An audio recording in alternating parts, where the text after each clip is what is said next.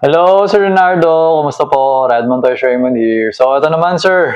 Unboxing and testing naman natin yung isang order niyo na unit. This is the Umarex Glock 17 Gen 5 MOS Airsoft Gas Blowback Pistol. Okay. So, yan. So, ito meron siya nakasulat na meron siya sticker na nakasulat Cerakote. So, ito yung coating nung slide at saka nung outer barrel. Okay, so this is the coating na ginagamit sa mga tunay na barrel. Okay, so yung slide na to at saka yung outer barrel is made of aluminum alloy, if I'm not mistaken. Okay. Hindi ko na sure kung kasama yung outer barrel. Okay, hindi ako masyadong part dun. Pero alam ko yung slide, aluminum alloy siya. Okay, tapos ito yung extra magazine, tapos ito yung red dot. Okay, so ngayon, to buksan natin.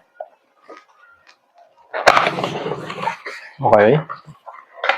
Ayan, so, yun yung sinasabi ko na hindi siya pwede ikabit kasi nga, ayan, kung mapapansin mo, saktong-sakto yung unit. So, pag kinabit natin, hindi mo siya mapapasok sa loob. Okay, kaya lang magkabit. Madali na namin ikabit. Okay? So, ito yung ito yung mga optic plates.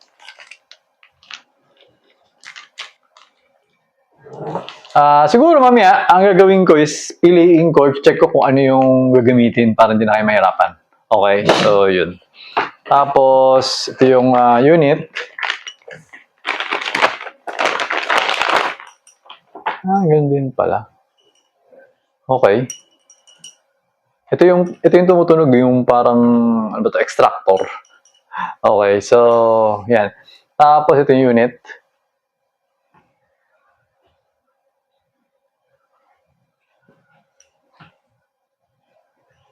Removing the magazine. Okay. So, yung magazine na to, actually, is also made from aluminum alloy. Kasi magaan siya. Hindi siya compared dun sa mga zinc alloy, mas mabigat. Okay. So, ito yung extra mag. Buksan ko. Testingin na rin natin.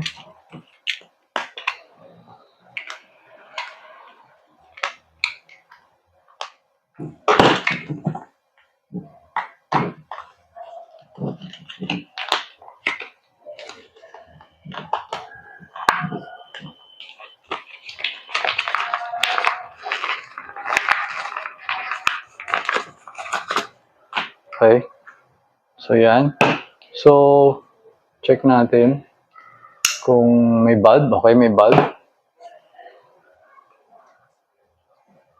Okay, may bulb. So, ikpitan ko lang, konti. Or check ko lang. Okay. So far, okay naman to. Bihira naman ako makakuha ng sobrang luwag.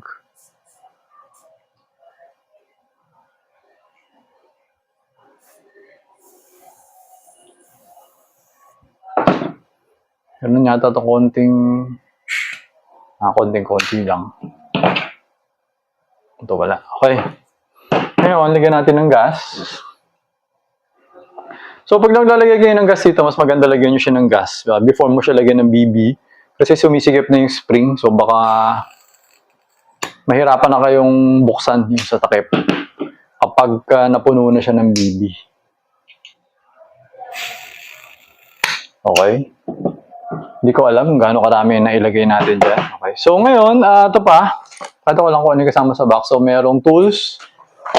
Tapos, BB loader. Okay? So, actually, hindi na ako nabibigay ng BB loader ngayon kasi nga, parang nalaman ko na kung paano ginagamit yung BB loader. Kung paano yung tamang gamit. Pero yun nga, medyo mahirap. Kasi yung BB loader na to,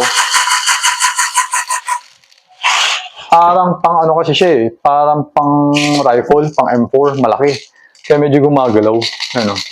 Hindi siya katulad pag yung mga pang pistol, talagang sakto lang siya. Parang gano'n. Okay. Pero, bibigyan ko na lang kayo na BB loader. Kasi marami naman kayo in-order sa akin eh. Okay. So, yun. Ngayon, if ever nagagamitin nyo itong BB loader, hindi siya pa ganun. Kumbaga parang kailangan yung entry point ng BB is nandito sa gitna na to, yung sa gitna na tong dalawa. Ganyan, parang sa gitna na to. Hindi mismo talaga dito. Kasi kailangan niya kasi i-push down yung follower. Hindi nakikita sa video, no? Okay, so ganyan. Parang ganyan. Di ba kanya nakaganon ka na, tapos parang iaangat mo pa siya. Ayan.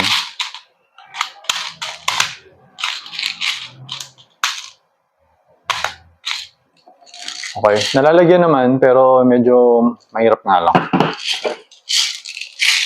Okay, dito naman tayo sa kabila. Tapos yung pwesto pa nung ano niya, kasi naka super glue. Kung ako naglo-load, ganito yung load ko, yung style ko, and dito yung ano, kaso sa kanya nakabaliktad eh. Kaya parang medyo nahihirapan din ako. So,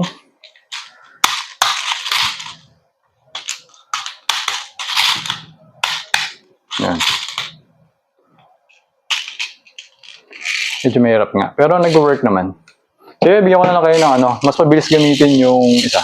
Ibibigay ko sa inyo na BB loader. Okay? So to, meron ng gas sa kabala.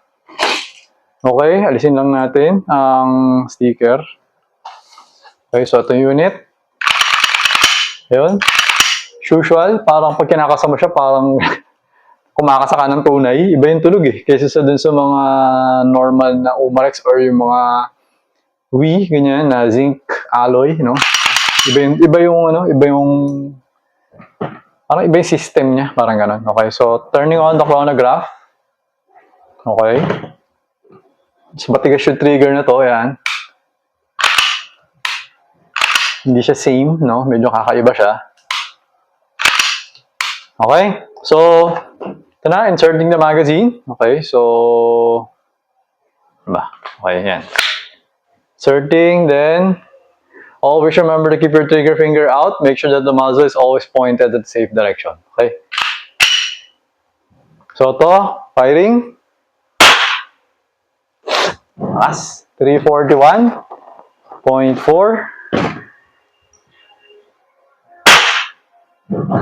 320.2.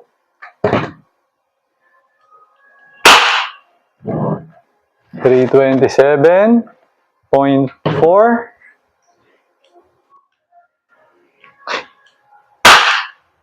345.4.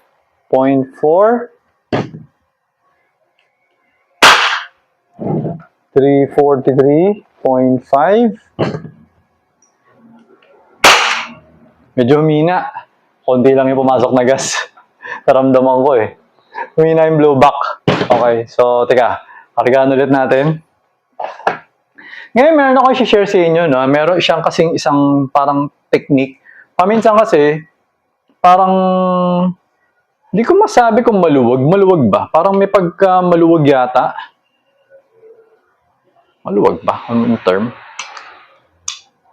Basta meron technique yung pag nag-i-insert ka ng magazine. Okay.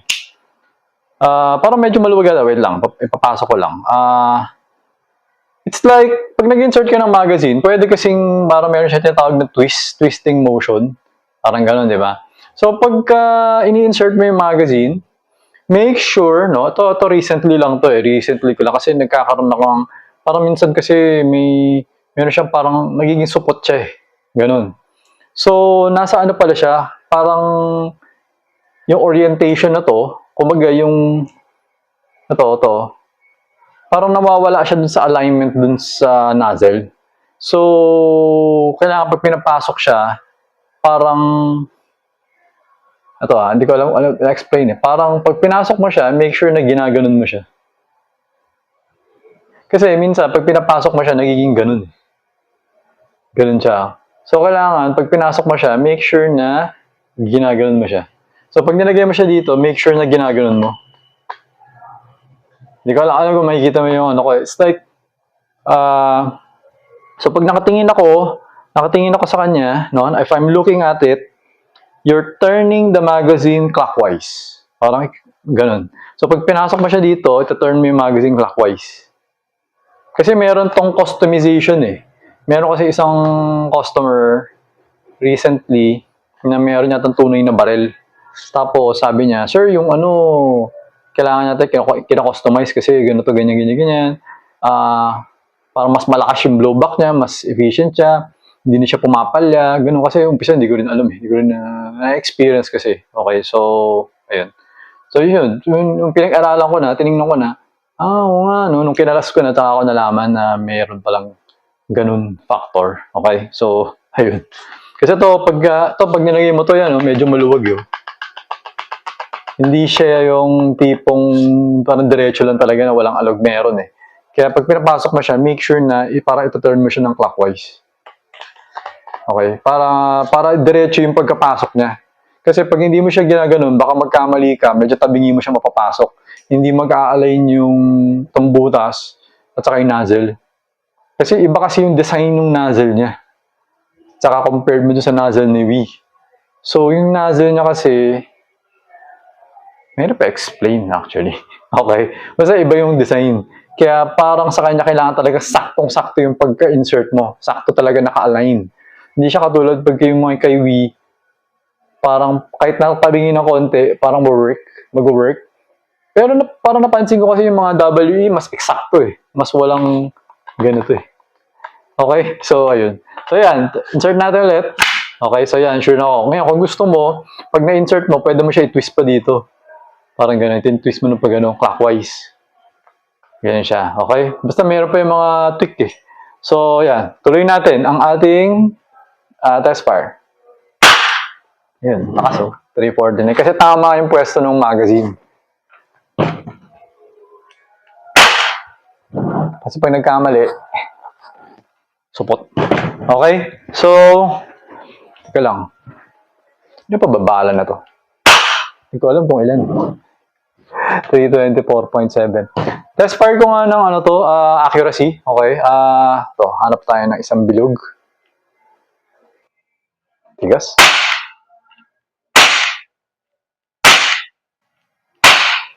Okay. So, distance is 2.5 meter.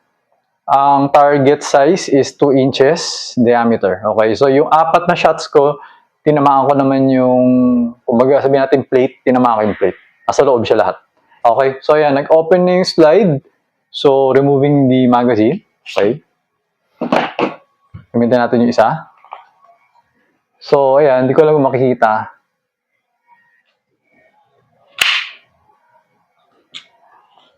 Ano, makikita mo yung ano.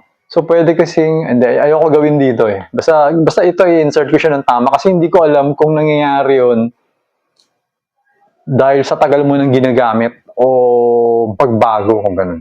So, basta ako i-insert ko siya ng tulad ng tinuturo ko sa yung technique kasi nalaman ko na eh.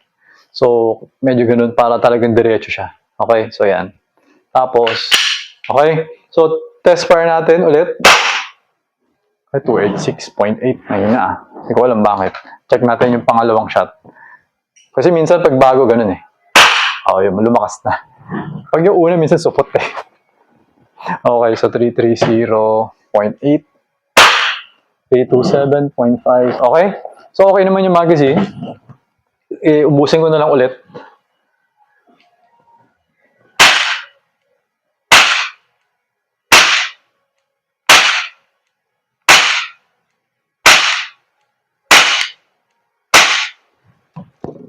Sanayan lang talaga. Pag nasanay ka na, tuloy-tuloy na eh. Kasi hindi ako sanay. Kaya umpisa nahihirapan ako eh. Okay? So ayan, nag-open na yung slide ulit. Na siyang bala. Okay? So, pull back the slide. Hammer down. Okay? So, ayun Sir Leonardo, okay na tong unit mo. So, I'm just going to, before ko siya basically pack and padala sa'yo, we'll check yung optics kung gumagana. Tapos, gumagana naman yan, sigurado ako. Okay. Basta i-double check ko na lang din. Tapos, check ko kung ano yung mount siguro para sa kanya. And, markahan ko siya. Okay? Tapos, padala ko na sa inyo. Okay? So, ayun sir. Thank you for your order. Until next transaction po, always remember to stay safe, stay great, be good, and be thankful always. God bless po sir. Bye-bye.